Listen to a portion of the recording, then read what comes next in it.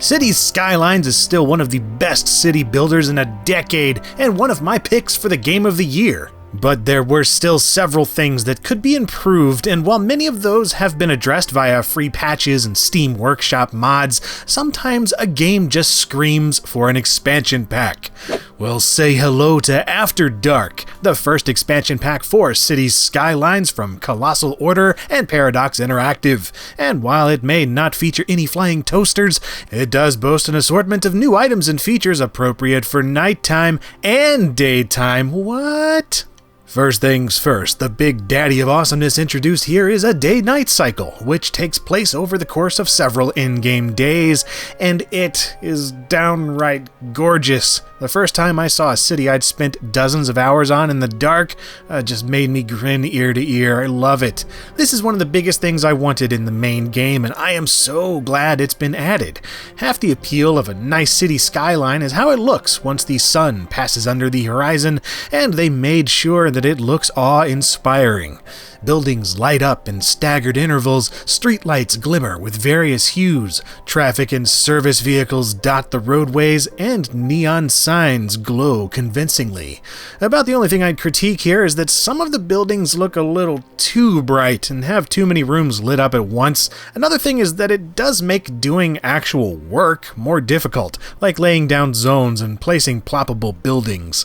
Darkness also affects how your city functions, like lowering traffic and the income of certain zones, while increasing things like crime and nightlife leisure activities.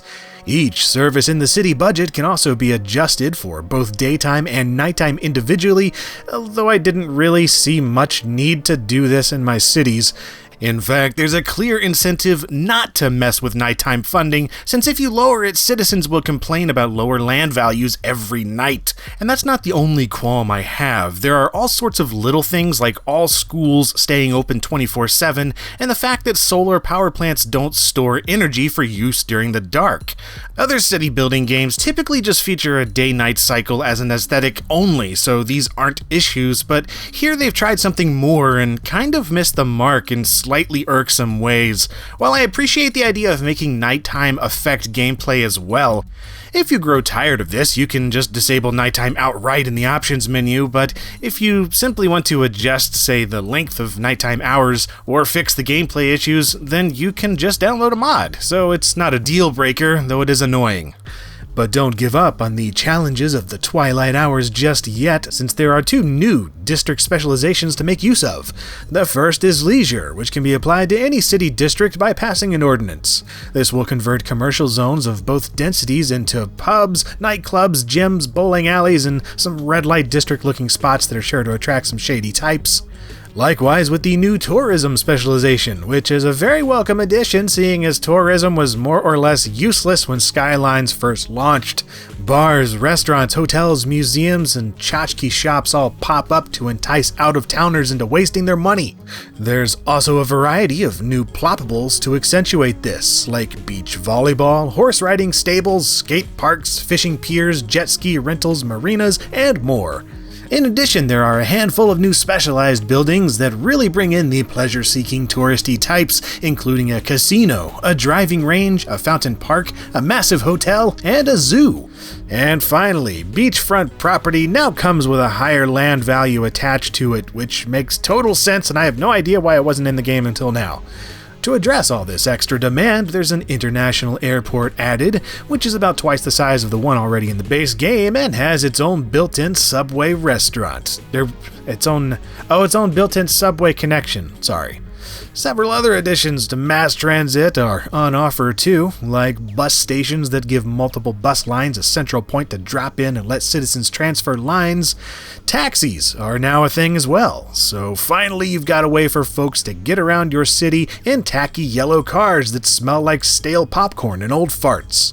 And you now have bus and taxi lanes to apply to your city's higher traffic roads, which until now you needed to mod the game in order to do.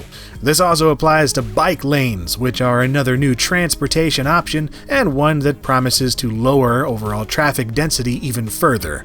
You can also place bicycle paths in the same way as pedestrian pathways, and I admit I am entirely addicted to creating massively complex pathways of all types, so I welcome cyclists with open arms and beefy calf muscles.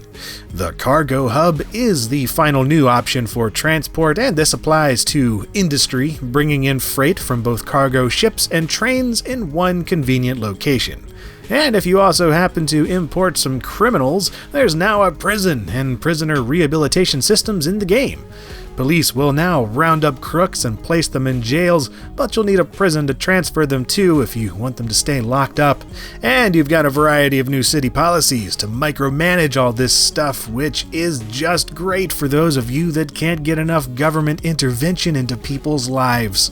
You've got everything from harsher prison sentences to cyclist management to ordinances that allow you to discourage education in certain areas for job needs and minimize noise from leisure zones. This is all excellent stuff when combined with the game's district system, allowing you to control your population more precisely than ever without having to painstakingly manipulate service buildings and zones like you had to before. And on top of this, you also have some new music, new growable buildings, new atmospheric effects for things like clouds and smog, and a system for applying different architectural styles to individual districts, encouraging a more diverse city look. Oh yeah, and have I mentioned that a good chunk of this you get for free? Just download the latest patch and you'll get the day-night cycle, reworked crime system, new buildings and styles, and the tweaked economic and land value additions. The rest of it will cost you about $15, which is more than fair if you ask me. If Cities Skylines is a large, scrumptious cake and the free patches are icing on top, then After Dark is the generous allotment of sprinkles and filigree on top of all that. It's not absolutely necessary, but dang it, why not go all out? This pack alone has given me another dozen hours of thoroughly enjoyable gameplay already, with plenty more to come as I continue playing. So if you dig the base game and want some awesome stuff that modding doesn't provide, then I recommend After Dark without hesitating.